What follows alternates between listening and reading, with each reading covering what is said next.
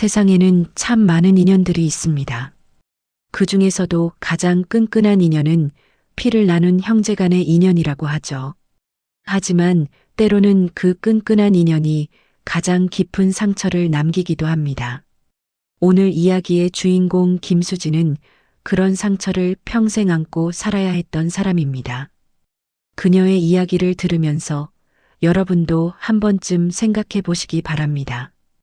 가족이란 무엇인지, 그리고 용서란 과연 무엇인지를요.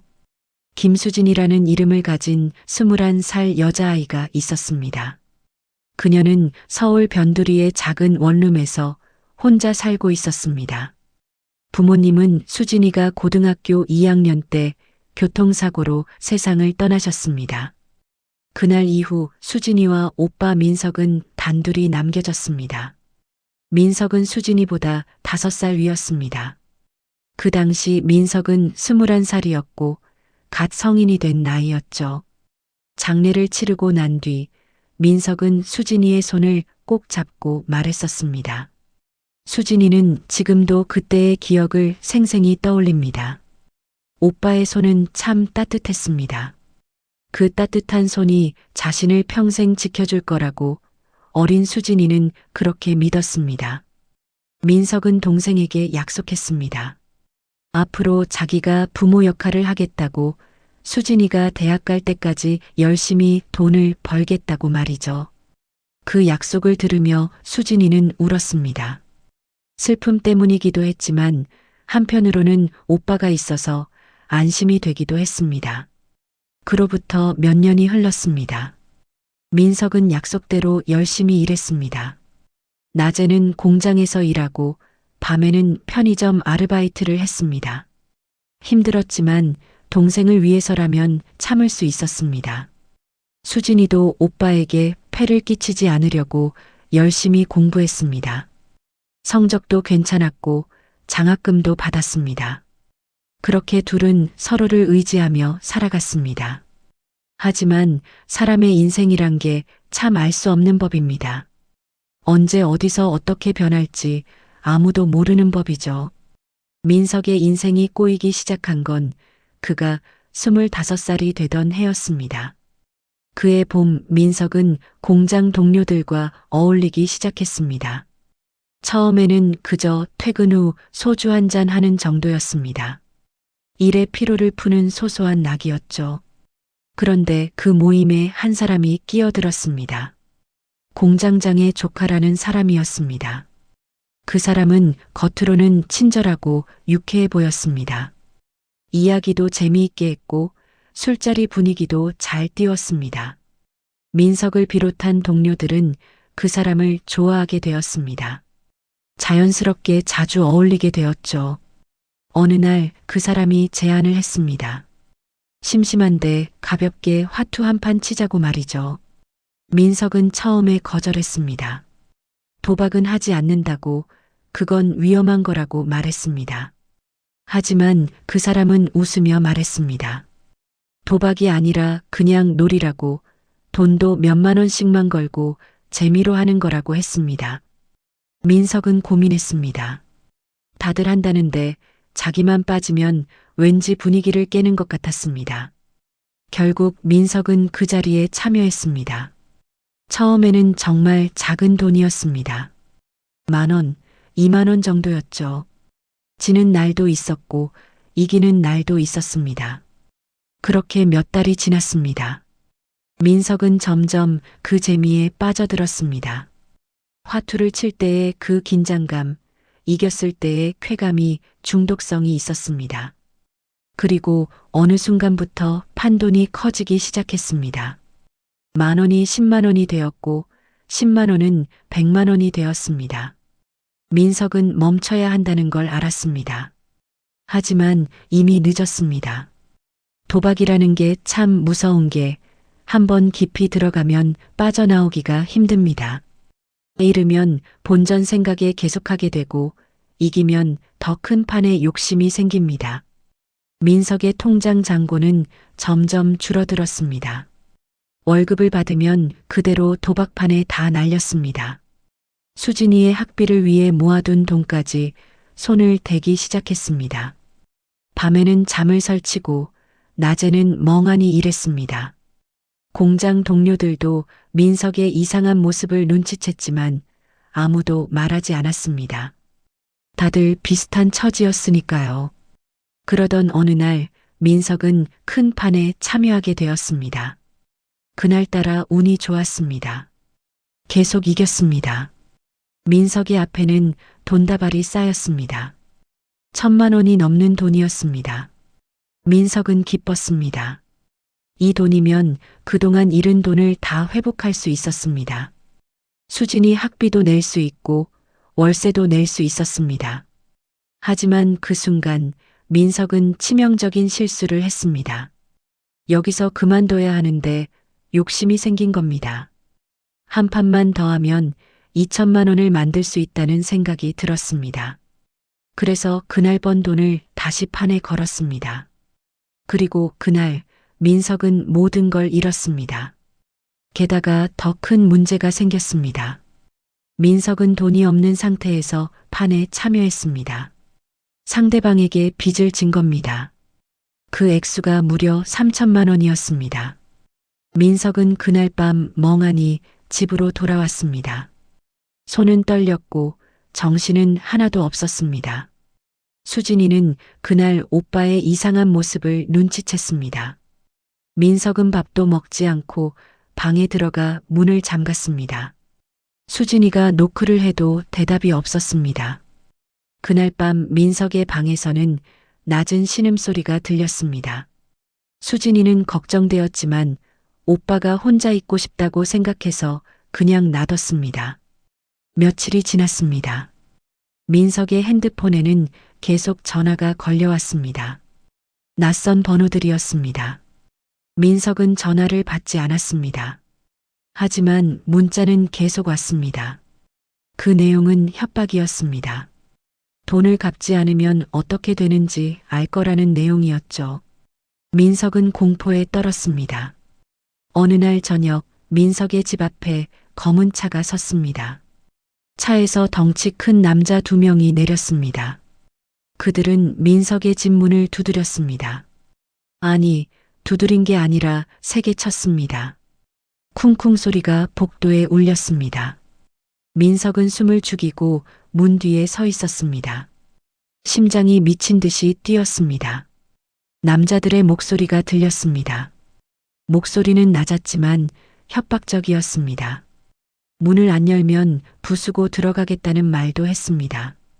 민석은 떨리는 손으로 문을 열었습니다. 남자들은 집 안으로 들어왔습니다. 그들은 민석을 보더니 비웃듯이 말했습니다. 그들은 돈을 언제 갚을 거냐고 물었습니다. 민석은 대답하지 못했습니다. 돈이 없었으니까요. 남자들은 집 안을 둘러봤습니다. 텅 빈 냉장고, 낡은 가구들, 별로 가져갈 만한 게 없었습니다. 그들은 혀를 찼습니다. 그때 수진이가 집에 돌아왔습니다. 문을 열고 들어선 수진이는 낯선 남자들을 보고 깜짝 놀랐습니다. 민석은 얼굴이 하얗게 질렸습니다. 남자들은 수진이를 위아래로 훑어봤습니다. 그리고 서로 눈빛을 교환했습니다. 그날 밤 남자들이 떠난 후 수진이는 오빠에게 물었습니다. 저 사람들이 누구냐고, 무슨 일이 있는 거냐고 말이죠. 민석은 처음에는 아무것도 아니라고 둘러댔습니다. 하지만 수진이는 계속 물었습니다. 결국 민석은 울면서 모든 걸 털어놨습니다. 도박에 빠졌다는 것, 빚이 3,000만 원이나 된다는 것, 그 돈을 갚지 못하면 큰일이 난다는 것. 수진이는 그 말을 듣고 눈앞이 캄캄했습니다. 3,000만 원이라는 돈은 그들에게는 천문학적인 액수였습니다. 수진이는 오빠를 원망하고 싶었지만 울고 있는 오빠를 보니 그럴 수가 없었습니다. 그날 밤 수진이는 오빠를 안아줬습니다. 그리고 말했습니다. 같이 해결해보자고, 자기도 아르바이트를 더해서 돈을 모으겠다고 말이죠. 민석은 동생의 품에서 울었습니다. 미안하다는 말을 계속 반복했습니다. 수진이는 오빠의 등을 쓰다듬어 줬습니다. 하지만 문제는 시간이었습니다. 채권자들은 한 달 안에 돈을 갚으라고 했습니다. 한 달 안에 3천만 원을 만드는 건 불가능했습니다. 민석은 여기저기 돈을 빌리러 다녔습니다. 친구들에게, 친척들에게, 회사 동료들에게 손을 벌렸습니다. 하지만 아무도 그런 큰 돈을 빌려주지 않았습니다. 시간은 빠르게 흘렀습니다. 한 달이 거의 다 되어 갔습니다. 민석은 점점 초조해졌습니다. 밤에는 악몽을 꾸었고, 낮에는 불안에 떨었습니다. 얼굴은 수척해졌고, 눈에는 핏발이 섰습니다. 수진이는 그런 오빠가 걱정되었지만 어떻게 해줄 도리가 없었습니다. 그러던 어느 날 민석에게 전화가 한 통 왔습니다. 낯선 번호였습니다. 민석은 떨리는 손으로 전화를 받았습니다. 전화 너머에서는 낮고 차가운 남자의 목소리가 들렸습니다. 그 남자는 자신을 중개인이라고 소개했습니다. 그리고 한 가지 제안을 했습니다. 돈을 빨리 구할 수 있는 방법이 있다고 말이죠. 민석은 귀가 솔깃했습니다. 어떤 방법이냐고 물었습니다. 남자는 잠시 침묵하더니 조심스럽게 말했습니다. 장기 밀매에 대해 들어봤냐고 물었습니다. 민석은 순간 숨이 막혔습니다. 장기 밀매라니 그건 범죄였습니다. 하지만 남자는 계속 말했습니다. 돈을 빨리 구할 수 있는 유일한 방법이라고 신장 하나만 팔면 5천만 원을 받을 수 있다고 했습니다. 5천만 원이면 빚도 갚고 남는다고 말했습니다. 민석은 고민에 빠졌습니다. 양심적으로는 절대 해서는 안 되는 일이었습니다. 하지만 다른 방법이 없었습니다. 빚쟁이들은 점점 압박을 강하게 해왔고 시간은 얼마 남지 않았습니다. 민석은 며칠 동안 고민했습니다. 잠도 제대로 자지 못했습니다. 그리고 마침내 민석은 결정을 내렸습니다. 자기 신장을 파는 게 아니었습니다. 그건 너무 무서웠으니까요. 대신 그는 끔찍한 선택을 했습니다. 바로 동생 수진이를 생각한 겁니다. 수진이는 젊고 건강했습니다. 그녀의 신장은 값어치가 높을 거라고 남자가 말했습니다. 민석은 그날 밤 혼자 술을 마셨습니다. 창밖으로는 비가 내리고 있었습니다. 빗소리가 창문을 때렸습니다. 민석은 술잔을 들며 자신에게 변명했습니다. 어쩔 수 없는 선택이라고, 수진이는 신장 하나 없어도 살 수 있다고, 나중에 돈을 많이 벌어서 보장해주면 된다고 말이죠. 하지만 마음 한구석에서는 알고 있었습니다. 이건 변명이라는 것을, 자기가 지금 동생을 배신하고 있다는 것을 말이죠. 그래도 민석은 멈추지 않았습니다. 두려움이 양심을 이겼습니다. 그는 중개인에게 전화를 걸었습니다. 그리고 조용히 말했습니다. 하겠다고, 동생을 데려가라고 말이죠. 전화를 끊은 후 민석은 책상 위에 엎드려 울었습니다. 하지만 눈물로는 죄책감을 씻을 수 없었습니다. 그날 밤 민석은 인간으로서 넘어서는 안 될 선을 넘어버렸습니다. 다음 날 민석은 수진이에게 전화를 걸었습니다. 목소리는 일부러 밝게 냈습니다. 수진이는 오빠의 전화를 받고 기뻐했습니다. 요즘 오빠가 많이 힘들어 보였는데 오늘은 목소리가 좋아 보였으니까요. 민석은 수진이에게 제안했습니다. 오늘 저녁에 만나서 같이 밥을 먹자고, 오빠가 맛있는 거 사주겠다고 말했습니다. 수진이는 흔쾌히 그러자고 대답했습니다. 오빠와 외식하는 건 정말 오랜만이었습니다. 요즘 둘 다 바빠서 제대로 얼굴도 보지 못했었거든요. 수진이는 수업이 끝나고 부지런히 집으로 와서 씻었습니다. 예쁜 옷도 꺼내 입었습니다. 오빠를 만난다는 생각에 마음이 설렜습니다. 저녁 6시 둘은 시내 번화가의 한 식당에서 만났습니다. 민석은 수진이보다 먼저 와 있었습니다. 그는 자리에 앉아 멍하니 창밖을 보고 있었습니다. 거리에는 사람들이 분주히 오가고 있었습니다. 다들 자기 일상을 살아가고 있었습니다. 민석은 그 평범한 풍경이 부러웠습니다. 자기도 저렇게 평범하게 살고 싶었습니다. 수진이가 도착했습니다. 그녀는 밝게 웃으며 오빠에게 손을 흔들었습니다. 민석은 억지로 미소를 지었습니다. 둘은 마주 앉았습니다. 메뉴판을 보며 이것저것 주문했습니다. 평소에는 잘 먹지 않는 비싼 음식들도 주문했습니다. 민석은 오늘만큼은 동생에게 잘해주고 싶었습니다. 마지막이 될지도 모르니까요. 식사가 시작되었습니다. 음식은 맛있었습니다. 수진이는 오랜만에 맛있는 걸 먹는다며 좋아했습니다. 민석은 그런 동생을 바라봤습니다. 수진이의 얼굴에는 행복한 미소가 가득했습니다. 그 미소를 보니 민석의 가슴이 찢어지는 것 같았습니다. 식사를 하며 둘은 이런저런 이야기를 나눴습니다. 수진이는 학교 이야기를 했습니다. 요즘 배우는 과목들, 친구들과의 일, 교수님들 이야기를 했습니다. 민석은 고개를 끄덕이며 들었습니다. 하지만 사실 그의 머릿속에는 다른 생각들이 가득했습니다. 이따가 어떻게 동생을 속여서 그 장소로 데려갈지 그 생각뿐이었습니다. 식사가 끝나갈 무렵 민석의 핸드폰이 진동했습니다. 문자가 온 겁니다. 민석은 핸드폰을 확인했습니다. 중개인에게서 온 메시지였습니다. 장소와 시간이 적혀 있었습니다. 그리고 마지막에 이렇게 적혀 있었습니다. 절대 눈치채지 못하게 데려오라고, 소란 피우면 거래는 취소라고 말이죠. 민석은 핸드폰을 주머니에 넣었습니다. 손이 떨렸습니다. 수진이가 물었습니다. 무슨 문자냐고, 누구한테서 온 거냐고 말이죠. 민석은 대충 둘러댔습니다. 회사 동료한테서 온 거라고, 별거 아니라고 했습니다. 수진이는 그러냐며 그냥 넘어갔습니다. 식사를 마치고 둘은 식당을 나왔습니다. 밖은 이미 어두워져 있었습니다. 거리에 네온 사인들이 반짝이고 있었습니다. 수진이는 배가 부르다며 만족스러워했습니다. 민석은 그런 동생을 보며 마음이 무거웠습니다. 그때 민석이 말했습니다.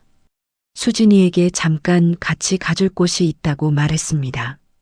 오빠 친구가 잠깐 보자고 하는데 같이 가주면 안 되겠냐고 물었습니다. 수진이는 조금 의아했습니다. 이 시간에 친구를 만나다니 좀 이상했습니다. 하지만 오빠가 부탁하는 걸 거절할 수 없었습니다. 둘은 버스를 타고 이동했습니다. 점점 번화가에서 멀어졌습니다. 주변은 어두워지고 건물들도 낡아 보였습니다. 수진이는 창밖을 보며 물었습니다. 오빠 친구가 이런 곳에 사냐고, 여기는 어디냐고 말이죠. 민석은 대답하지 않았습니다. 그저 곧 도착한다고만 말했습니다. 버스에서 내려 골목길을 걸었습니다. 가로등은 몇 개 없었고 주변은 음침했습니다. 수진이는 점점 불안해졌습니다. 오빠의 뒤를 따라가면서도 계속 주변을 두리번거렸습니다. 이상한 느낌이 들었습니다. 뭔가 잘못되고 있다는 느낌이었습니다. 마침내 낡은 건물 앞에 도착했습니다. 건물은 오래되어 보였고 페인트는 벗겨져 있었습니다. 입구에는 깨진 유리창이 있었고 문은 삐걱거렸습니다. 수진이는 멈춰섰습니다. 이곳은 분명히 이상했습니다. 정상적인 곳이 아니었습니다. 수진이가 말했습니다. 오빠 친구가 정말 여기 사냐고, 여기는 너무 이상하다고 말이죠. 민석은 수진이의 손을 잡았습니다. 그리고 억지로 웃으며 말했습니다.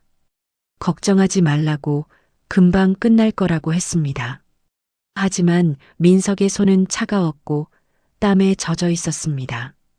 둘은 건물 안으로 들어갔습니다. 복도는 어두웠습니다. 형광등이 깜빡이며 불안정한 빛을 내고 있었습니다. 바닥에는 먼지와 쓰레기가 널려 있었습니다. 공기는 습하고 곰팡이 냄새가 났습니다. 수진이는 이제 확실히 알았습니다. 여기는 위험한 곳이라는 걸 말이죠.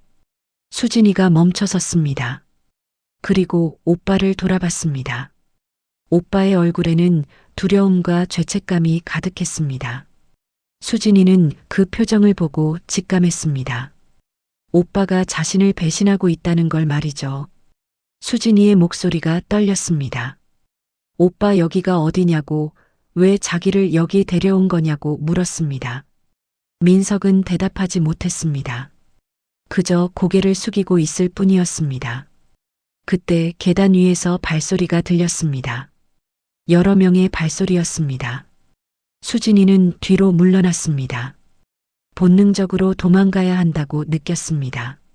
하지만 이미 늦었습니다. 계단에서 남자 3명이 내려왔습니다. 그들은 덩치가 컸고 얼굴에는 흉터가 있었습니다. 그들은 수진이를 보더니 만족스러운 표정을 지었습니다. 그리고 민석을 봤습니다. 한 남자가 말했습니다. 잘했다고, 약속대로 돈을 주겠다고 말했습니다. 수진이는 그 말을 듣고 충격을 받았습니다. 약속이라니, 돈이라니, 무슨 소리인지 이해할 수 없었습니다. 하지만 곧 깨달았습니다. 오빠가 자신을 팔아넘긴 거라는 걸 말이죠. 수진이의 얼굴이 하얗게 질렸습니다. 수진이는 오빠를 봤습니다. 그리고 떨리는 목소리로 물었습니다. 오빠 이게 무슨 짓이냐고, 자기한테 왜 이러는 거냐고 말했습니다. 민석은 여전히 고개를 숙이고 있었습니다. 눈물이 그의 뺨을 타고 흘렀습니다. 하지만 그는 끝까지 동생을 보지 못했습니다. 남자들이 수진이에게 다가왔습니다. 수진이는 소리를 지르며 뒤로 물러났습니다. 도와달라고, 살려달라고 외쳤습니다.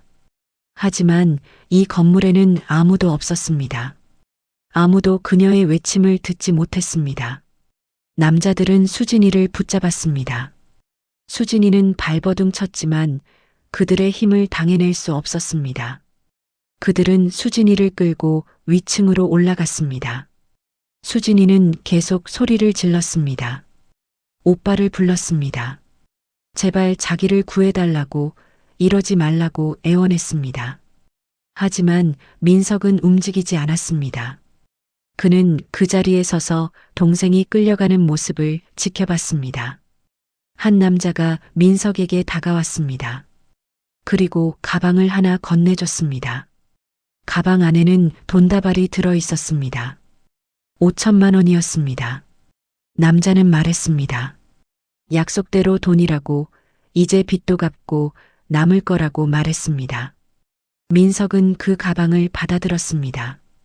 손에 들린 가방은 무거웠습니다. 하지만 그 무게는 돈의 무게가 아니었습니다. 죄책감의 무게였습니다. 민석은 그 가방을 들고 건물을 빠져나왔습니다. 뒤에서는 여전히 수진이의 울음소리가 들렸습니다. 하지만 민석은 돌아보지 않았습니다. 돌아보면 후회할 것 같았으니까요. 거리로 나온 민석은 비틀거렸습니다. 다리에 힘이 풀렸습니다. 가로등 밑에 주저앉았습니다. 그리고 가방을 바라봤습니다. 이 돈으로 자기는 빚을 갚을 수 있었습니다. 하지만 대신 동생을 잃었습니다. 아니, 잃은 게 아니라 팔아버렸습니다. 민석은 그날 밤 혼자 울었습니다. 거리를 걸으며 계속 울었습니다. 지나가는 사람들이 이상하게 쳐다봤지만 신경 쓰지 않았습니다. 민석은 알고 있었습니다. 자기가 오늘 인간으로서 넘어서는 안 될 선을 넘었다는 걸 말이죠. 그리고 이 죄책감은 평생 자신을 따라다닐 거라는 것도 알고 있었습니다. 한편 수진이는 낯선 방에 갇혀 있었습니다.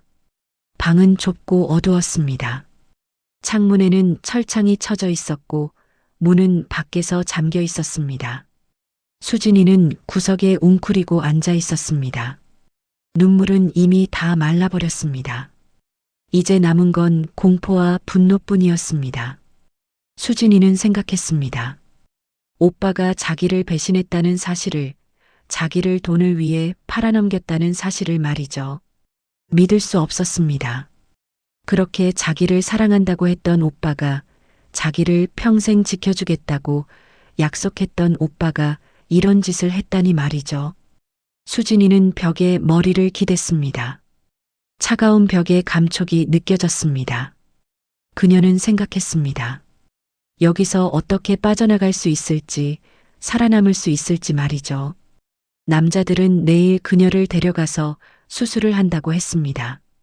신장을 적출하는 수술이었습니다. 수진이는 무서웠습니다. 죽을 것 같았습니다. 하지만 동시에 다짐했습니다. 절대 여기서 죽지 않겠다고, 반드시 살아남아서 오빠에게 복수하겠다고 말이죠. 그 다짐만이 수진이를 지탱하게 했습니다. 밤이 깊어갔습니다.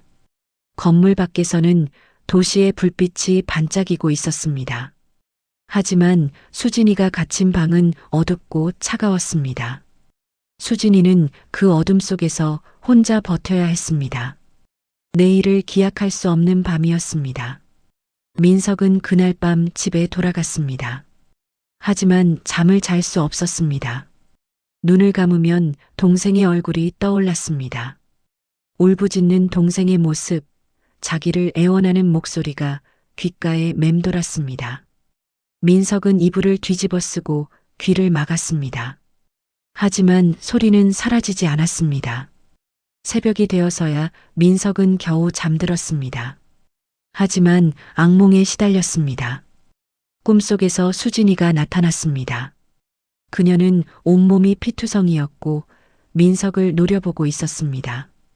그리고 말했습니다. 오빠 때문에 죽었다고, 오빠를 절대 용서하지 않겠다고 말이죠. 민석은 비명을 지르며 잠에서 깼습니다. 온몸이 땀으로 젖어 있었습니다. 그는 침대에 앉아 고개를 감싸쥐었습니다. 이제 어떻게 살아가야 할지 막막했습니다. 동생을 배신한 자기가 과연 행복하게 살 자격이 있을까요? 민석은 그 답을 알 수 없었습니다. 수진이가 갇힌 지 이틀째 되는 날이었습니다. 그날도 남자들은 수진이를 확인하러 왔습니다. 문이 열리고 한 남자가 들어왔습니다.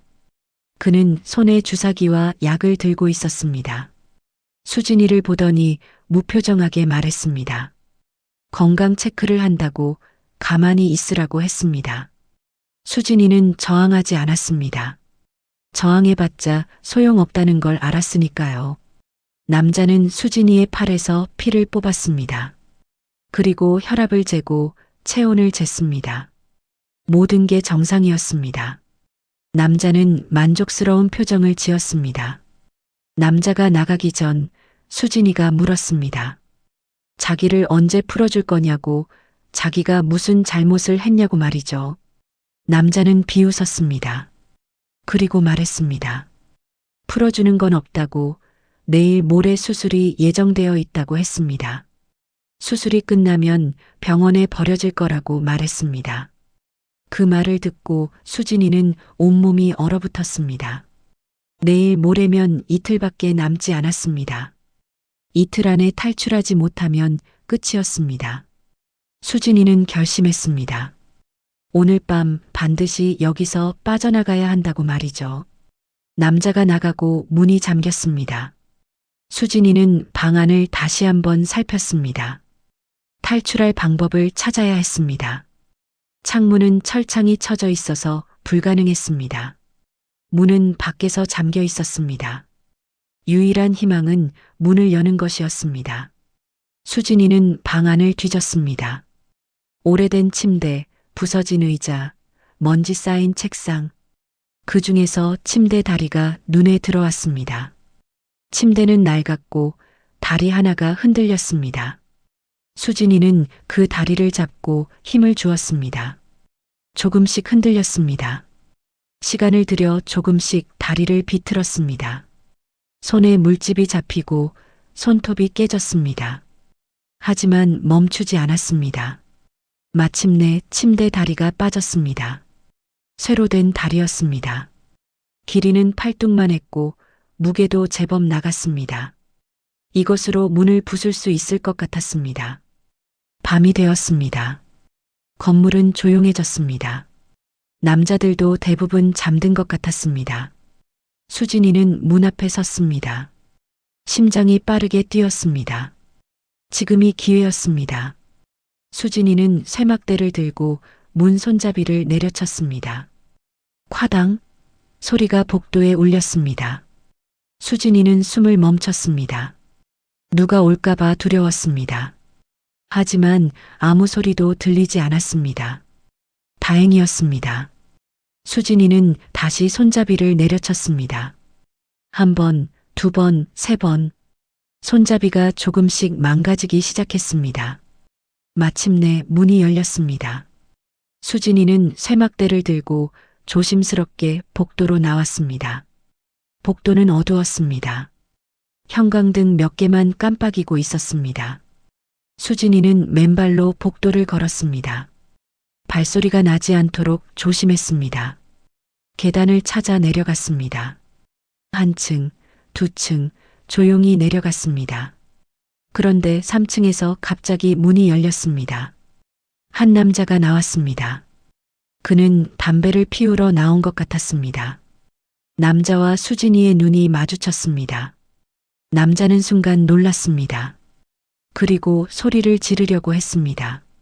수진이는 본능적으로 쇠막대를 휘둘렀습니다. 쇠막대가 남자의 머리를 스쳤습니다. 남자는 비틀거리며 쓰러졌습니다. 수진이는 더 이상 망설이지 않았습니다. 계단을 뛰어내려갔습니다. 위층에서 고함 소리가 들렸습니다. 다른 남자들이 깨어난 것 같았습니다.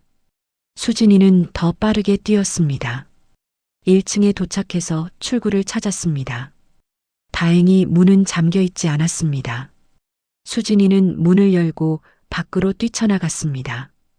밤 공기가 얼굴을 때렸습니다. 차가웠지만 상쾌했습니다.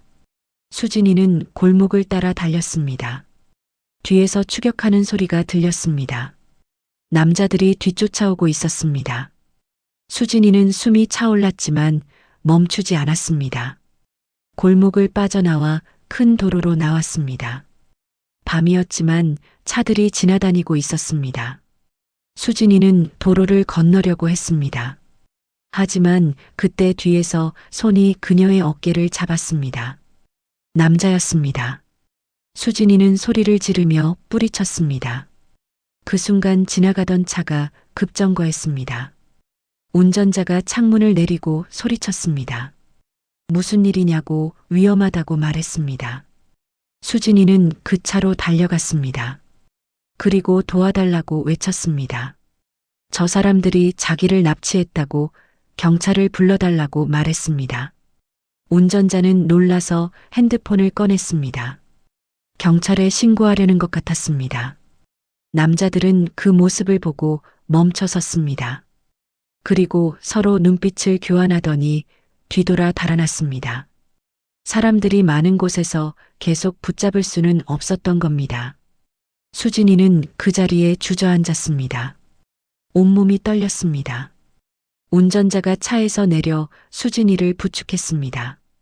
괜찮냐고, 다친 데는 없냐고 물었습니다. 수진이는 울음을 터뜨렸습니다. 그동안 참았던 감정이 한꺼번에 쏟아졌습니다. 경찰이 도착했습니다. 수진이는 경찰에게 모든 걸 설명했습니다. 납치당했다는 것, 장기를 적출하려 했다는 것, 그 건물의 위치까지 말했습니다. 경찰은 즉시 그 건물로 향했습니다. 하지만 이미 남자들은 모두 사라진 뒤였습니다. 건물은 텅 비어 있었습니다. 수진이는 병원으로 이송되었습니다. 의사들이 검사를 했습니다. 다행히 큰 부상은 없었습니다. 다만 영양실조와 탈수 증세가 있었습니다. 며칠 동안 제대로 먹지 못했으니까요. 수진이는 병원 침대에 누워 천장을 바라봤습니다. 살아남았습니다. 기적적으로 살아남았습니다.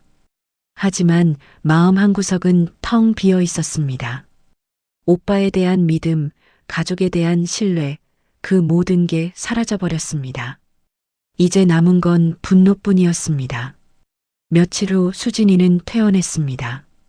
경찰은 계속 수사를 하겠다고 했지만 수진이는 기대하지 않았습니다. 그런 조직은 쉽게 잡히지 않는다는 걸 알았으니까요. 수진이는 혼자 거리를 걸었습니다. 갈 곳이 없었습니다. 집으로 돌아갈 수 없었습니다.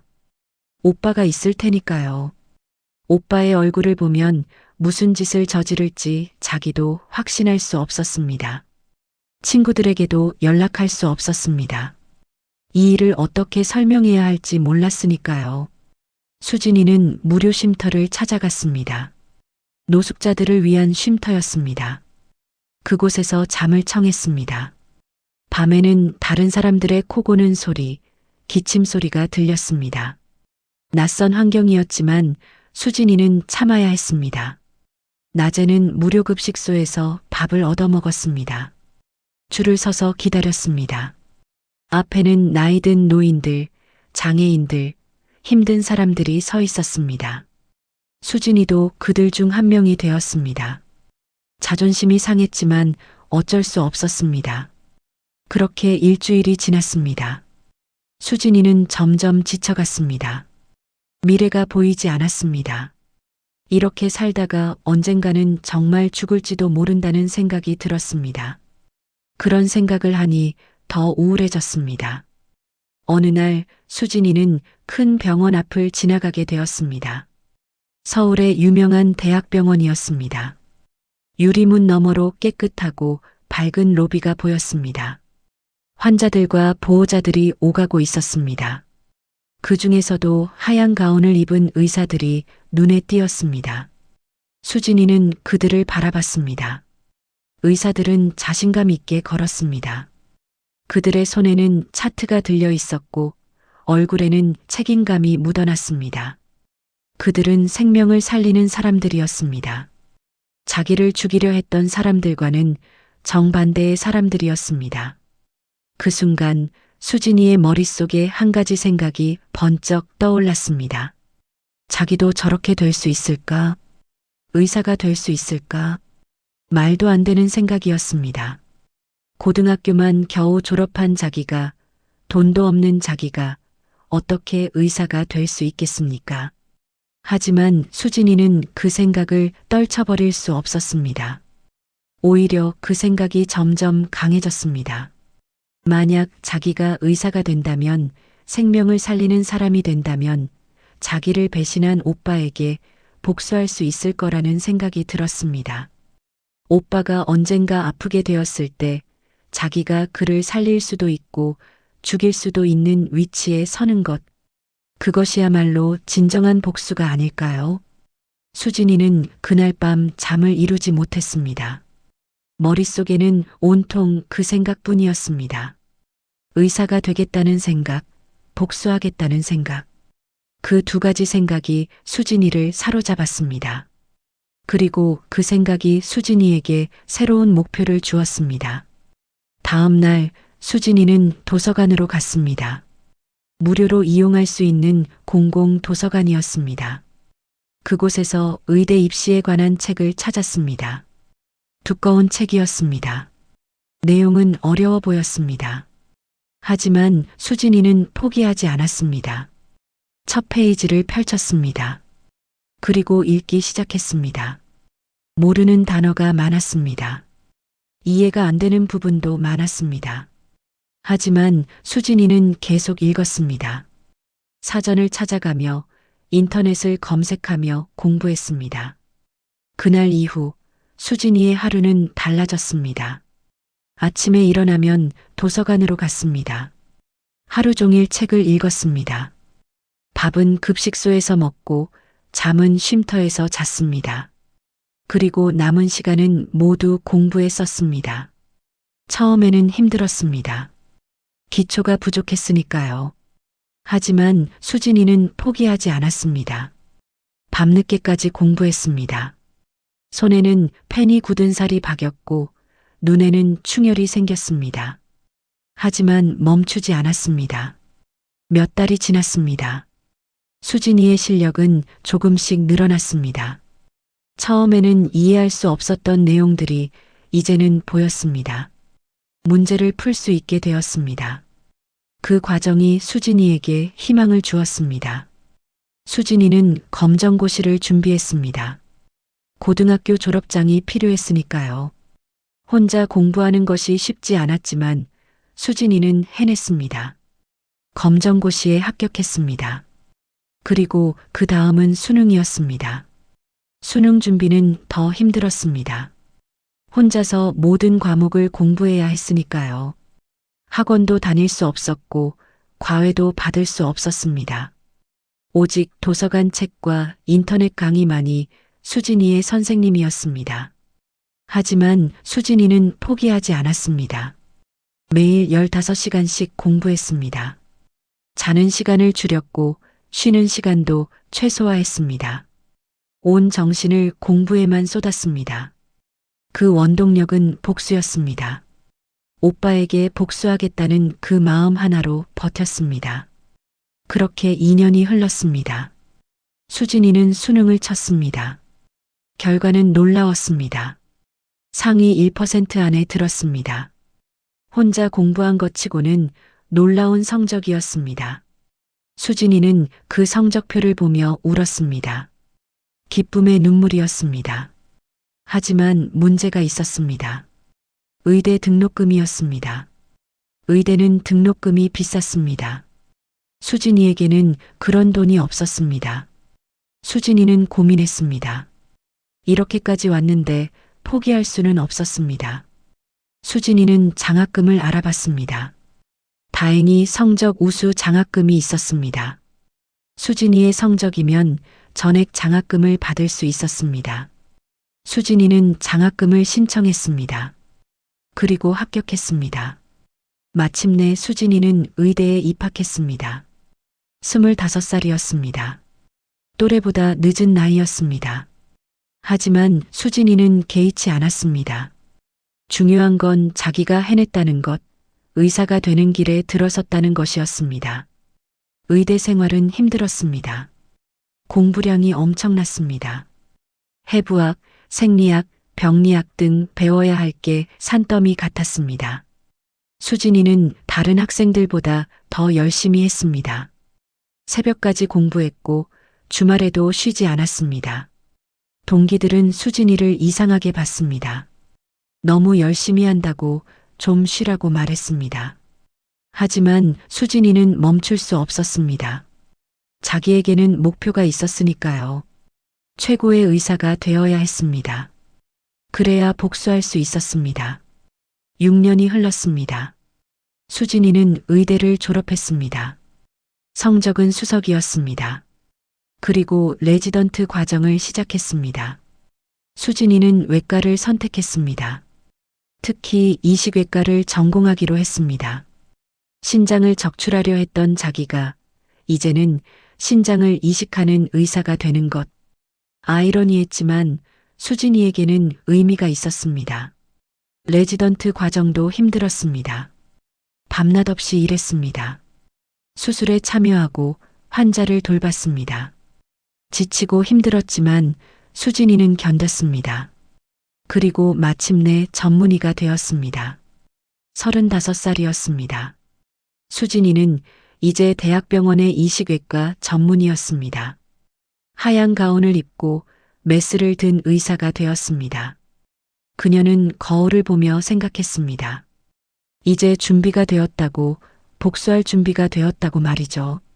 세월은 흘러 수진이가 의사가 된 지 5년이 지났습니다. 그녀는 이제 40살이었습니다. 병원에서는 실력 있는 의사로 인정받고 있었습니다. 많은 환자를 살렸고 어려운 수술도 성공시켰습니다. 동료들은 수진이를 존경했고 후배들은 그녀를 롤모델로 삼았습니다. 하지만 수진이의 마음 한구석에는 여전히 그날의 기억이 남아 있었습니다. 오빠에게 배신당한 그날, 죽을 뻔했던 그날의 기억. 그 기억은 시간이 지나도 희미해지지 않았습니다. 오히려 더 선명해졌습니다. 수진이는 가끔 오빠를 찾아보려고 했습니다. 인터넷으로 검색도 해봤고 옛날 집 근처를 지나가 보기도 했습니다. 하지만 오빠의 행방은 알 수 없었습니다. 아마 다른 곳으로 이사 간 것 같았습니다. 어쩌면 수진이를 피해서 숨은 것일지도 모릅니다. 그러던 어느 날이었습니다. 가을이 깊어가던 시기였습니다. 병원 응급실로 한 환자가 실려왔습니다. 의식이 혼미한 상태였고 복부가 심하게 부어 있었습니다. 간 질환으로 보였습니다. 당직이었던 수진이가 그 환자를 진찰했습니다. 환자는 중년 남자였습니다. 얼굴은 누렇게 뜨고 복수가 차 있었습니다. 전형적인 간경화 말기 증상이었습니다. 수진이는 환자 차트를 확인했습니다. 그리고 그 순간 수진이의 손이 멈췄습니다. 차트에 적힌 이름 김민석, 나이는 50세. 수진이의 심장이 빠르게 뛰기 시작했습니다. 설마 하는 마음으로 환자의 얼굴을 다시 봤습니다. 낯이 익었습니다. 15년이라는 세월이 흘렀지만 그 얼굴은 분명했습니다. 오빠였습니다. 수진이를 배신하고 돈을 위해 팔아넘긴 그 오빠였습니다. 수진이는 숨이 막혔습니다. 온몸이 굳어버렸습니다. 주변 간호사가 물었습니다. 선생님 괜찮으시냐고 안색이 안 좋다고 말했습니다. 수진이는 정신을 차렸습니다. 그리고 평소처럼 침착하게 대답했습니다. 괜찮다고 계속 진찰하겠다고 말했습니다. 수진이는 환자를 자세히 검사했습니다. 간 기능은 거의 망가져 있었습니다. 알코올성 간경화였습니다. 오랜 음주로 인해 간이 딱딱하게 굳어버린 것이었습니다. 이 상태로는 오래 살지 못할 것 같았습니다. 수진이는 민석의 의료 기록을 확인했습니다. 최근 몇 년간 여러 병원을 전전한 흔적이 있었습니다. 하지만 치료를 제대로 받지 않은 것 같았습니다. 아마 돈이 없었던 것 같았습니다. 간호사가 말했습니다. 환자 보호자가 없다고 혼자 왔다고 했습니다. 수진이는 고개를 끄덕였습니다. 그리고 민석을 입원시키라고 지시했습니다. 정밀 검사가 필요하다고 말했습니다. 민석은 병실로 옮겨졌습니다. 의식이 돌아오고 눈을 떴습니다. 천장을 보며 혼란스러워했습니다. 여기가 어디인지, 왜 자기가 여기 있는지 몰랐습니다. 간호사가 설명했습니다. 병원이라고 쓰러져서 응급실로 왔다고 말했습니다. 민석은 고개를 끄덕였습니다. 그리고 몸 상태를 물었습니다. 얼마나 심각한지, 치료가 가능한지 말이죠. 간호사는 담당 의사가 곧 오실 거라고 대답했습니다. 잠시 후 수진이가 병실에 들어왔습니다. 하얀 가운을 입고 차트를 들고 있었습니다. 민석은 의사를 올려다봤습니다. 그리고 잠시 멈췄습니다. 뭔가 낯익은 느낌이 들었습니다. 하지만 확신할 수 없었습니다. 수진이는 침착하게 말했습니다. 환자 상태를 설명했습니다. 간경화가 심각하다고 이식이 필요할 수도 있다고 말했습니다. 민석은 그 말을 듣고 절망했습니다. 간 이식이라니 그건 돈이 많이 드는 수술이었습니다. 자기에게는 그런 돈이 없었습니다. 민석은 떨리는 목소리로 물었습니다. 이식 말고 다른 방법은 없냐고, 약으로 치료할 수는 없냐고 말이죠. 수진이는 고개를 저었습니다. 이미 너무 늦었다고, 이식만이 유일한 방법이라고 말했습니다. 민석은 고개를 떨어뜨렸습니다. 절망감이 얼굴에 드러났습니다. 수진이는 그런 민석을 내려다봤습니다. 감정이 복잡했습니다. 분노, 복수심, 그리고 묘한 동정심이 뒤섞여 있었습니다. 수진이는 병실을 나왔습니다. 복도에 서서 깊은 숨을 쉬었습니다. 15년 만에 오빠를 다시 만났습니다.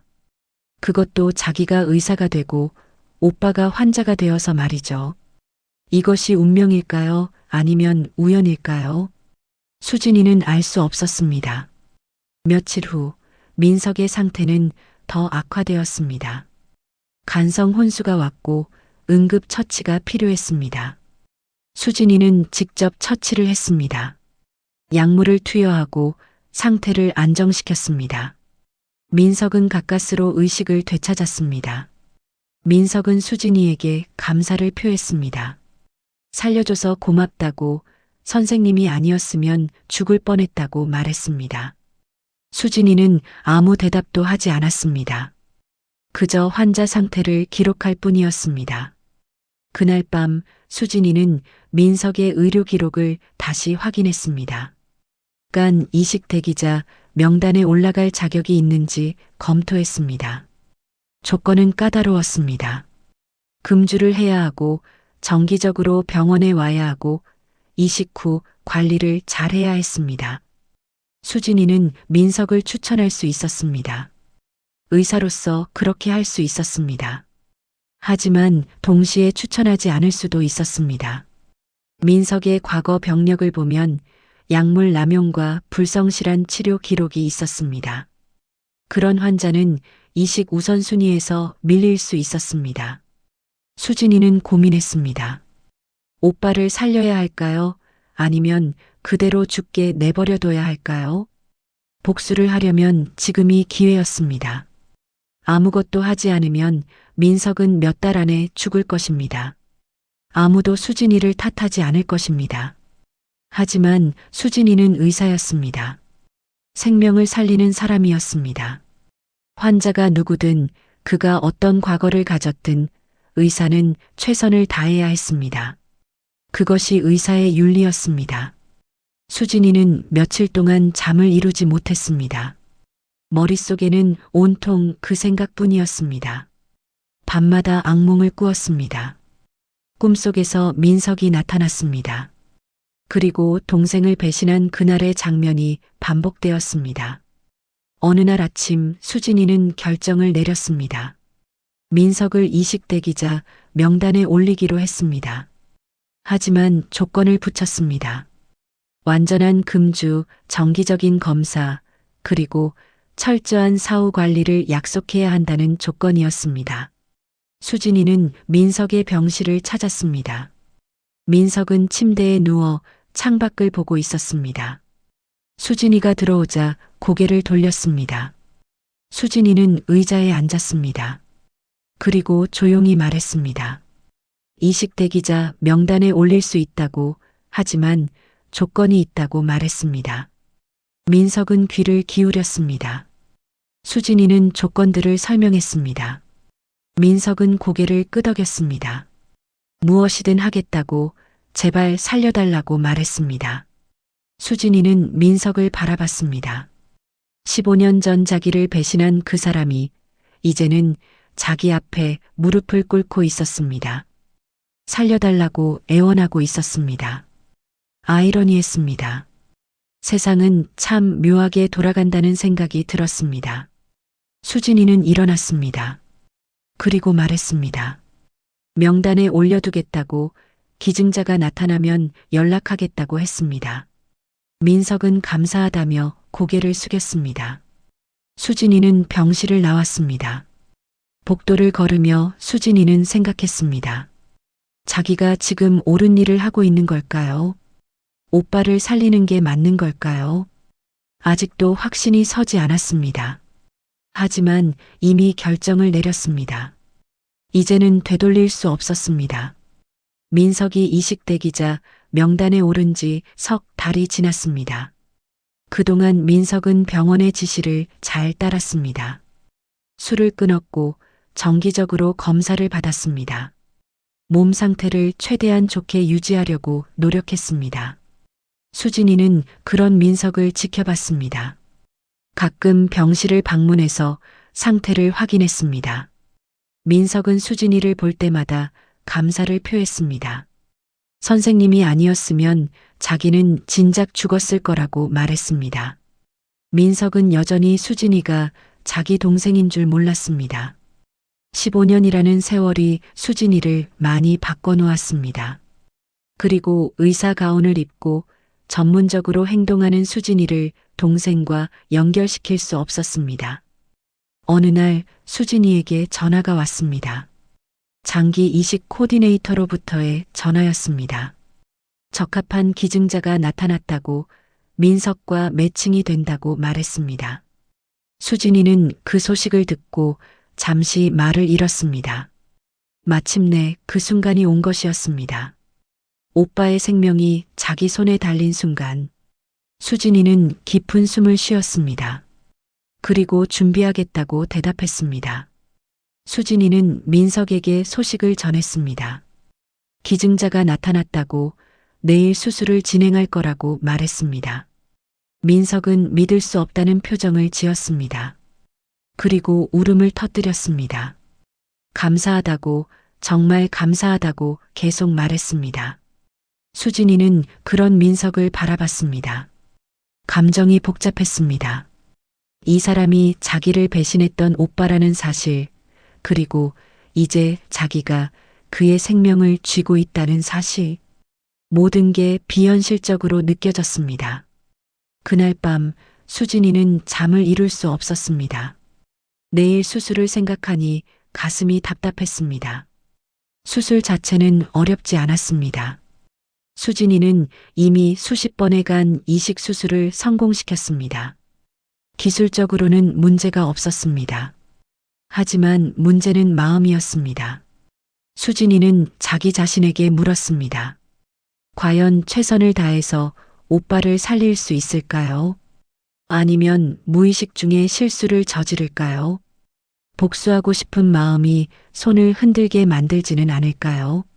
수진이는 창밖을 봤습니다. 도시의 불빛이 반짝이고 있었습니다. 수많은 사람들이 자기 삶을 살아가고 있었습니다.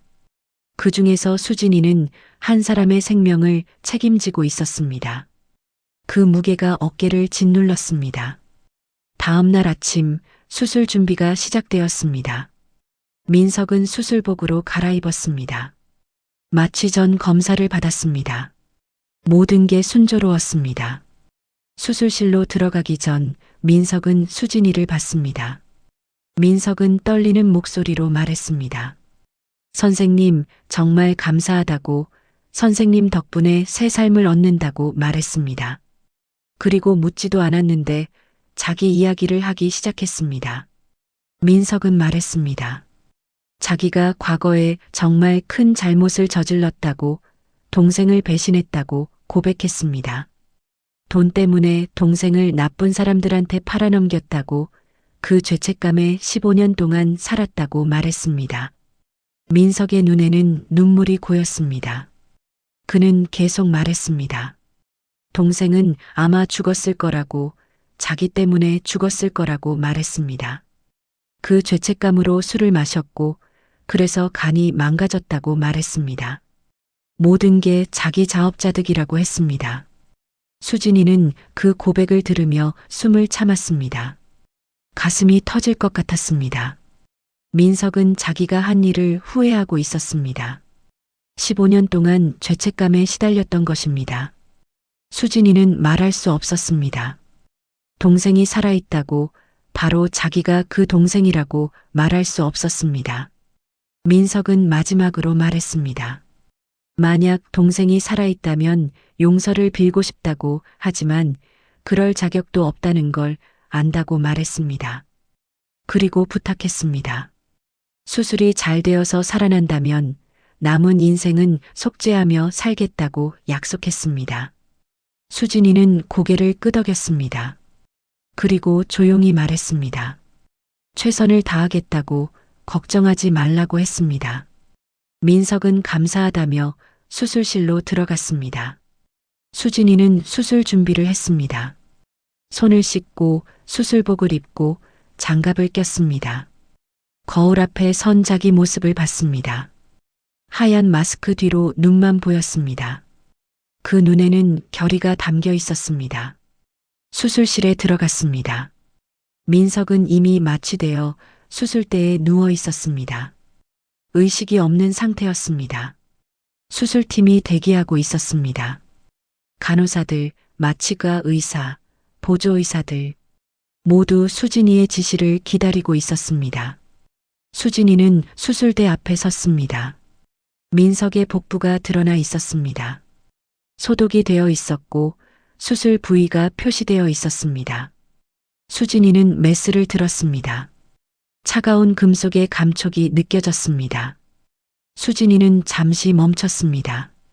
이 메스로 오빠의 몸을 열게 됩니다. 그리고 새로운 간을 이식하게 됩니다.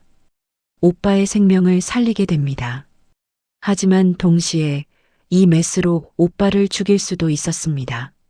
작은 실수 하나면 충분했습니다. 수진이의 머릿속에 악마의 속삭임이 들렸습니다. 지금이 기회라고, 복수할 기회라고 말하는 목소리였습니다. 혈관 하나만 잘못 건드리면 됩니다. 과다 출혈로 사망할 것입니다. 수술 중 사고로 처리될 것입니다. 아무도 의심하지 않을 것입니다. 하지만 동시에 다른 목소리도 들렸습니다. 의사의 양심이었습니다. 생명을 살려야 한다는 사명감이었습니다. 환자가 누구든 최선을 다해야 한다는 윤리였습니다. 수진이는 눈을 감았습니다. 깊은 숨을 쉬었습니다. 그리고 마음을 정했습니다. 자기는 의사라고, 복수자가 아니라고 스스로에게 말했습니다. 수진이는 눈을 떴습니다. 그리고 수술을 시작했습니다. 메스가 피부를 갈랐습니다. 붉은 피가 흘렀습니다. 간호사가 재빨리 지혈을 했습니다. 수진이는 침착하게 수술을 진행했습니다. 복부를 열고 장기들을 확인했습니다. 간은 예상대로 심하게 손상되어 있었습니다. 딱딱하게 굳어 있었고 색도 변해 있었습니다. 수진이는 조심스럽게 간을 분리했습니다. 혈관을 하나하나 자르고 담관을 분리했습니다. 수술은 순조롭게 진행되었습니다. 수진이의 손은 정확했습니다. 떨림도 없었습니다. 마치 기계처럼 정밀하게 움직였습니다. 동료 의사들도 감탄했습니다. 역시 수진이 선생은 실력이 뛰어나다고 말했습니다. 새로운 간을 이식했습니다. 혈관을 연결하고 담관을 이었습니다. 모든 연결이 완벽했습니다. 세간에 혈액이 흐르기 시작했습니다. 간의 색이 변했습니다. 회색에서 분홍빛으로 변했습니다. 성공적이었습니다. 마지막 봉합을 했습니다. 복부를 닫고 피부를 꿰맸습니다. 수술이 끝났습니다. 총 8시간이 걸렸습니다. 수진이는 땀으로 흠뻑 젖어 있었습니다. 하지만 수술은 성공적이었습니다. 수술실을 나오며 수진이는 생각했습니다. 자기가 오빠를 살렸다고, 복수할 기회를 포기했다고 말이죠. 하지만 후회는 없었습니다. 자기는 의사로서 옳은 일을 했습니다. 그것으로 충분했습니다. 수술 후 민석은 중환자실로 옮겨졌습니다. 의식은 아직 돌아오지 않았습니다.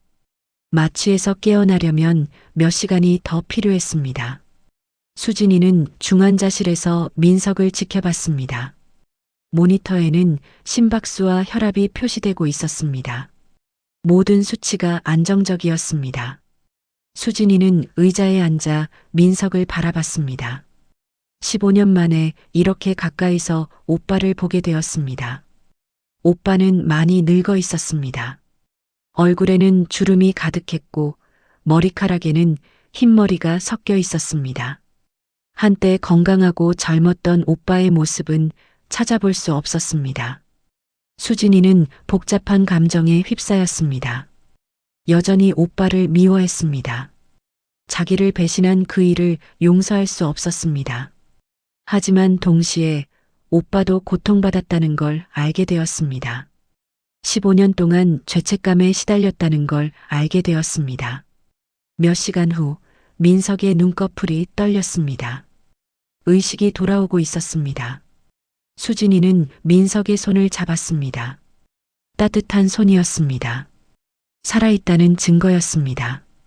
민석이 천천히 눈을 떴습니다. 처음에는 초점이 흐렸습니다. 주변을 둘러보며 혼란스러워했습니다.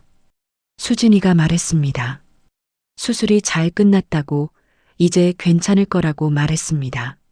민석은 수진이를 봤습니다. 그리고 고맙다는 말을 하려고 했습니다. 하지만 목이 메어 소리가 나오지 않았습니다. 수진이는 물을 적신 솜으로 민석의 입술을 적셔줬습니다. 며칠이 지났습니다. 민석의 상태는 점점 좋아졌습니다. 새로운 간이 잘 기능하고 있었습니다. 합병증도 없었습니다. 회복 속도가 빨랐습니다. 의료진 모두가 놀라워했습니다. 민석은 일반 병실로 옮겨졌습니다. 이제 혼자 걸을 수도 있었고 식사도 할 수 있었습니다. 매일 수진이가 회진을 왔습니다. 상태를 확인하고 검사 결과를 설명해 줬습니다. 어느 날 민석이 수진이에게 말했습니다. 선생님과 이야기를 나누고 싶다고 시간을 좀 내줄 수 있냐고 물었습니다. 수진이는 잠시 망설이다가 고개를 끄덕였습니다. 수진이는 의자에 앉았습니다. 민석은 침대에 앉아 수진이를 봤습니다. 그리고 말하기 시작했습니다. 민석은 자기 인생 이야기를 했습니다.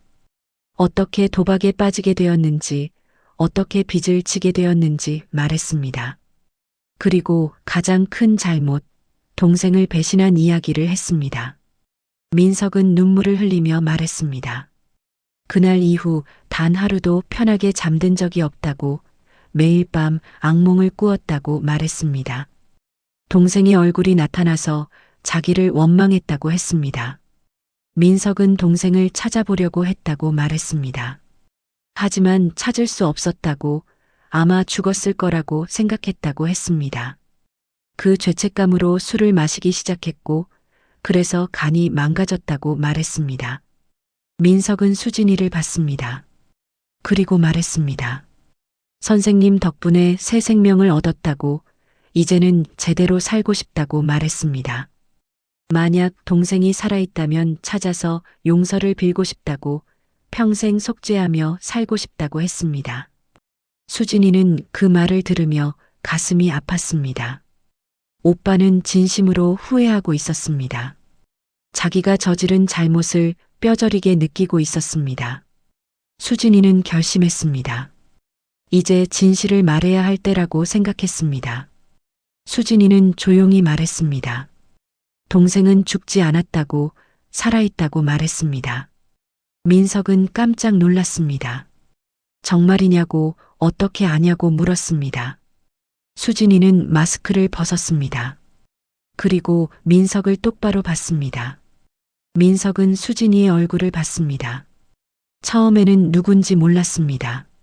하지만 곧 깨달았습니다. 그 눈빛, 그 얼굴 윤곽이 낯익었습니다. 민석은 떨리는 목소리로 물었습니다. 설마 당신이 수진이냐고 물었습니다. 수진이는 고개를 끄덕였습니다. 자기가 바로 그 동생이라고, 오빠가 배신한 그 동생이라고 말했습니다. 민석은 충격을 받았습니다. 얼굴이 하얗게 질렸습니다. 입이 벌어졌지만 말이 나오지 않았습니다. 손이 떨렸고 눈에는 눈물이 고였습니다.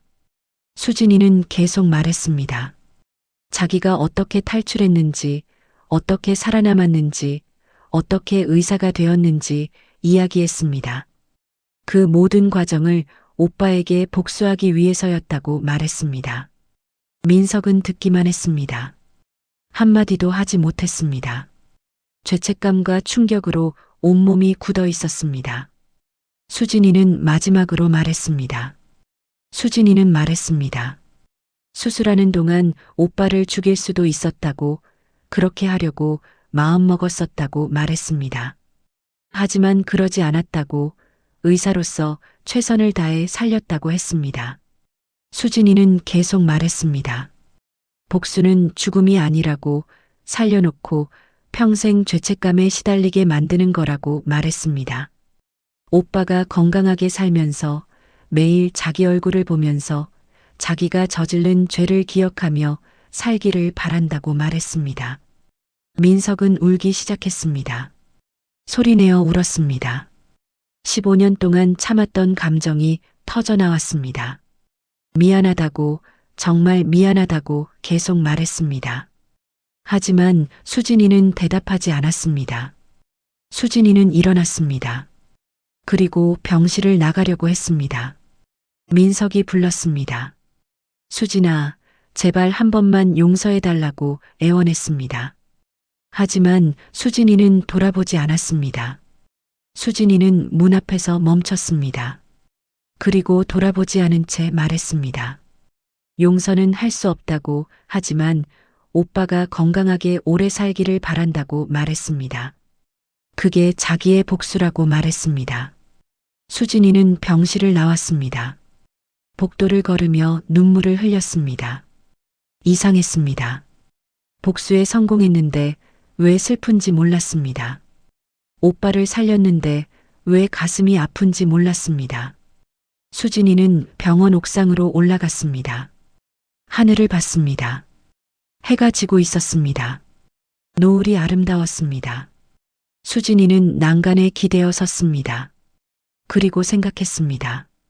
자기는 의사가 되었습니다. 수많은 생명을 살렸습니다. 자기를 배신한 오빠도 살렸습니다. 그게 자랑스러웠습니다.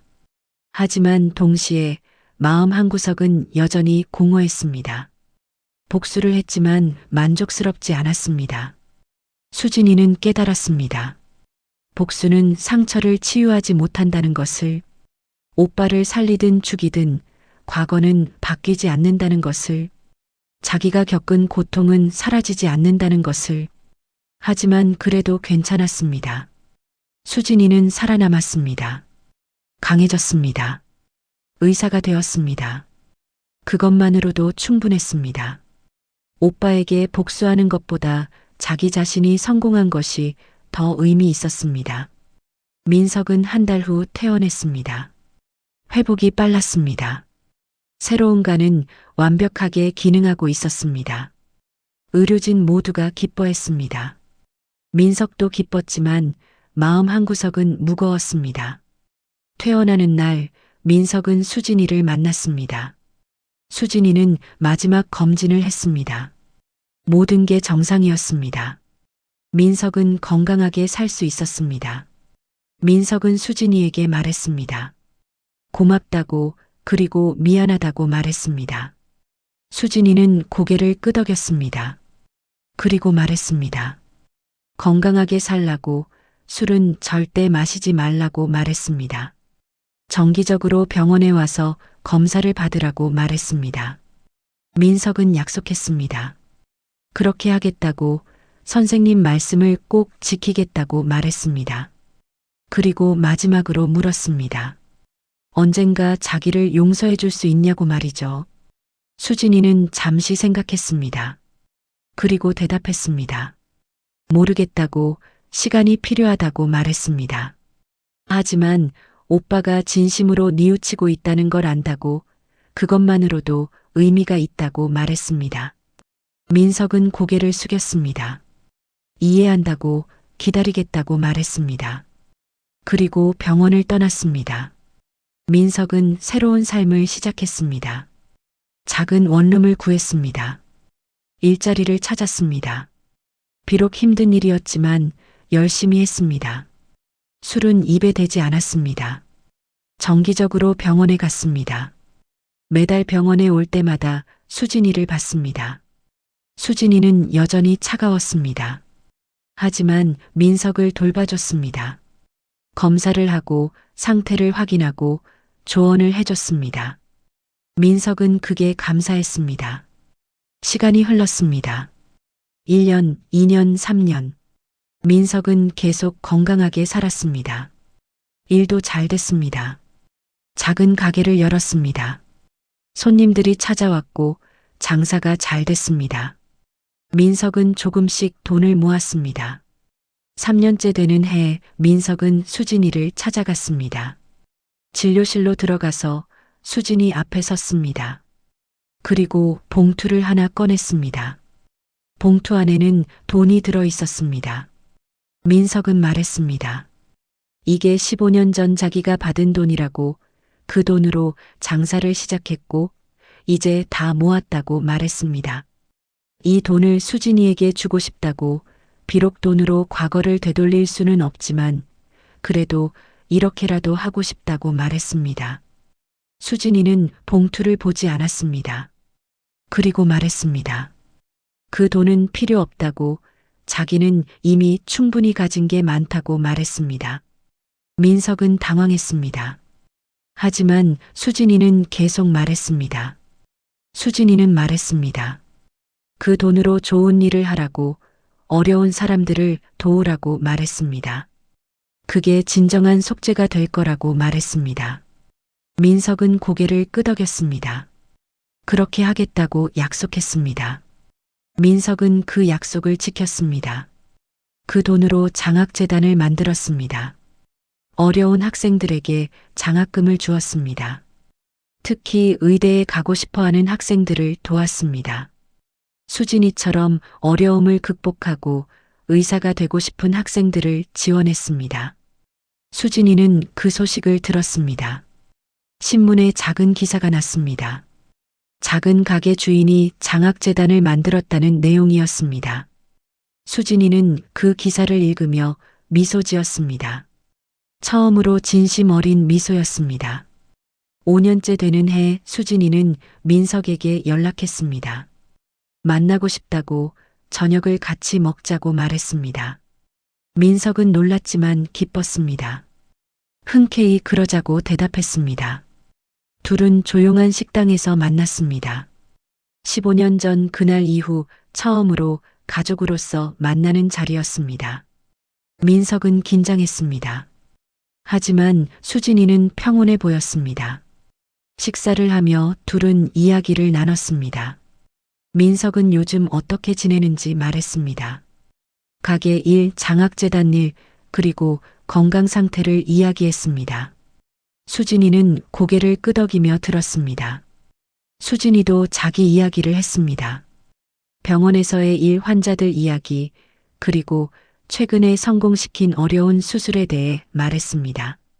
민석은 자랑스러워했습니다. 동생이 이렇게 훌륭한 의사가 되었다는 게 자랑스러웠습니다. 식사가 끝나갈 무렵 수진이가 말했습니다.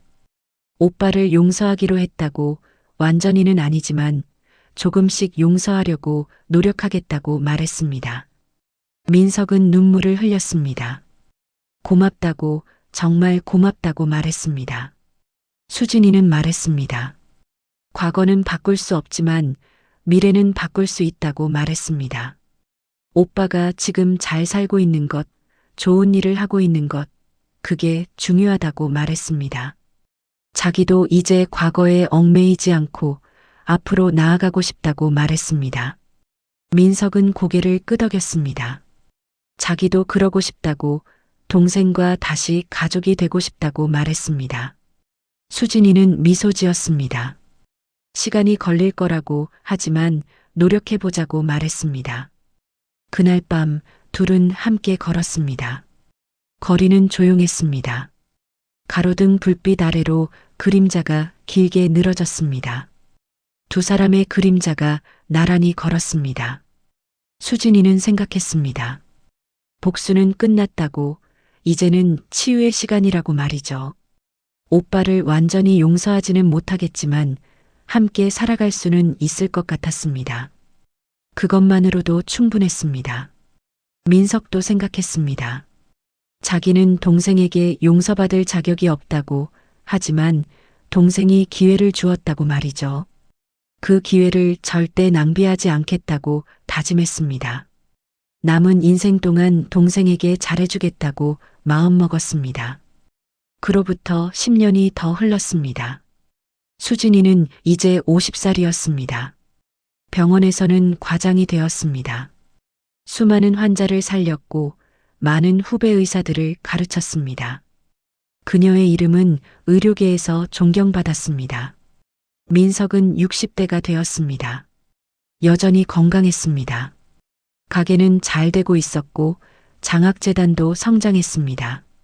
지금까지 100명이 넘는 학생들을 도왔습니다. 그중 몇 명은 이미 의사가 되었습니다. 어느 가을날 수진이는 병원 강당에서 강연을 하고 있었습니다. 젊은 의대생들을 대상으로 한 특강이었습니다. 주제는 의사의 윤리와 사명이었습니다. 수진이는 자기 경험을 이야기했습니다.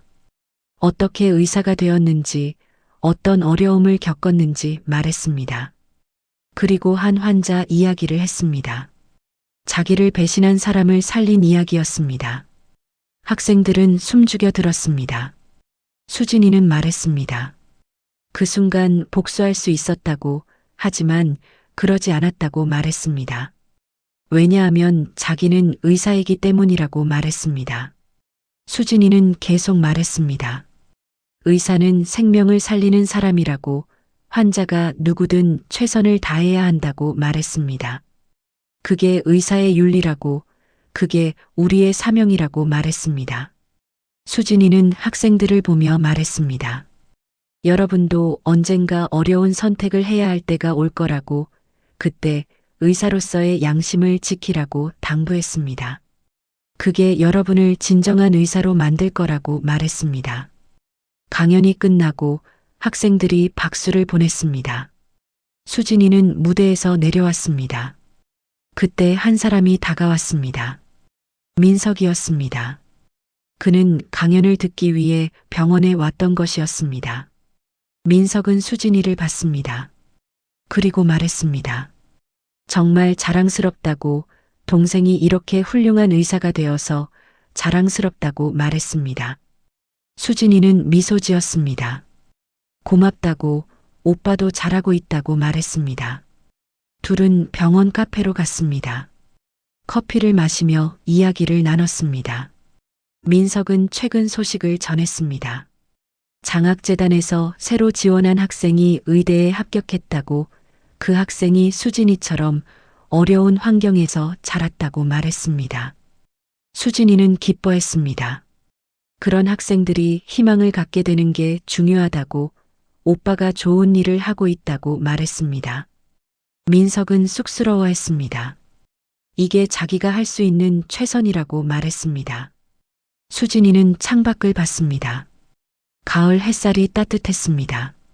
나뭇잎이 노랗게 물들어 있었습니다. 계절은 변하고 시간은 흘렀습니다. 그리고 사람도 변했습니다. 수진이는 생각했습니다. 자기는 오빠를 죽일 수도 있었습니다. 하지만 살렸습니다. 그 선택이 옳았는지는 아직도 확신할 수 없습니다. 하지만 후회는 하지 않습니다. 복수는 칼로 하는 게 아니었습니다. 메스로 하는 것도 아니었습니다. 진정한 복수는 상대방을 살려두고 자기가 더 나은 사람이 되는 것이었습니다. 오빠가 평생 죄책감에 시달리게 만드는 것, 하지만 동시에 그에게 속죄할 기회를 주는 것. 그게 수진이가 선택한 길이었습니다. 민석도 생각했습니다. 자기는 동생을 배신했습니다. 돈 때문에 동생의 목숨을 팔았습니다. 그 죄는 평생 지고 가야 할 것입니다. 하지만 동생이 자기를 살려줬습니다. 그 은혜는 절대 잊을 수 없습니다. 민석은 남은 인생 동안 속죄하며 살 것입니다. 좋은 일을 하며 살 것입니다. 동생이 자랑스러워할 수 있는 오빠가 되려고 노력할 것입니다. 그게 자기가 할 수 있는 전부였습니다. 해가 저물어 갔습니다. 병원 창문으로 노을이 비쳤습니다. 붉은 빛이 카페를 물들였습니다. 수진이와 민석은 조용히 앉아 있었습니다. 말은 많지 않았지만 마음은 통했습니다. 수진이는 일어났습니다. 이제 회진을 돌아야 한다고, 환자들이 기다린다고 말했습니다. 민석도 일어났습니다. 자기도 가게로 돌아가야 한다고, 오늘 저녁 손님이 많을 거라고 말했습니다. 둘은 병원 입구에서 헤어졌습니다. 수진이는 하얀 가운을 입고 병원 안으로 들어갔습니다. 민석은 그런 동생의 뒷모습을 지켜봤습니다. 그리고 미소 지었습니다. 자랑스러웠습니다. 민석은 병원을 나섰습니다. 거리는 붐볐습니다. 사람들이 바쁘게 오가고 있었습니다. 민석도 그 흐름에 섞여 걸었습니다. 평범한 하루였습니다. 하지만 민석에게는 특별한 하루였습니다. 수진이는 병실을 돌았습니다. 환자들을 진찰하고 위로의 말을 건넸습니다. 그녀의 손은 따뜻했습니다. 그녀의 미소는 환자들에게 희망을 주었습니다. 수진이는 생명을 살리는 의사였습니다. 그날 밤 수진이는 수술실에 있었습니다. 응급 환자가 왔습니다. 간이 파열되어 출혈이 심한 환자였습니다. 수진이는 재빨리 수술 준비를 했습니다. 메스를 들었습니다. 메스의 차가운 감촉이 느껴졌습니다. 수진이는 잠시 멈췄습니다. 그리고 생각했습니다. 이 메스로 자기는 수많은 생명을 살렸다고, 오빠도 살렸다고 말이죠. 메스는 흉기가 아니라 생명을 살리는 도구였습니다. 수진이는 수술을 시작했습니다. 손은 정확했고 움직임은 빨랐습니다. 출혈을 막고 상처를 봉합했습니다. 몇 시간 후 수술은 성공적으로 끝났습니다. 환자의 생명을 구했습니다. 수술실을 나오며 수진이는 미소 지었습니다. 피곤했지만 만족스러웠습니다. 오늘도 한 생명을 살렸습니다.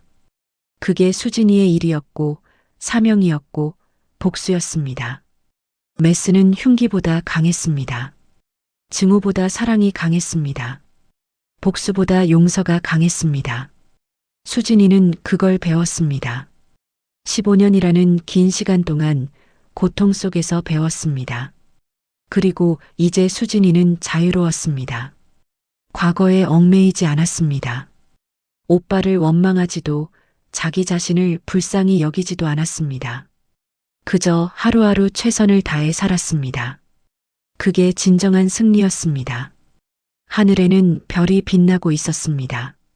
도시의 불빛 사이로 희미하게 보이는 별들.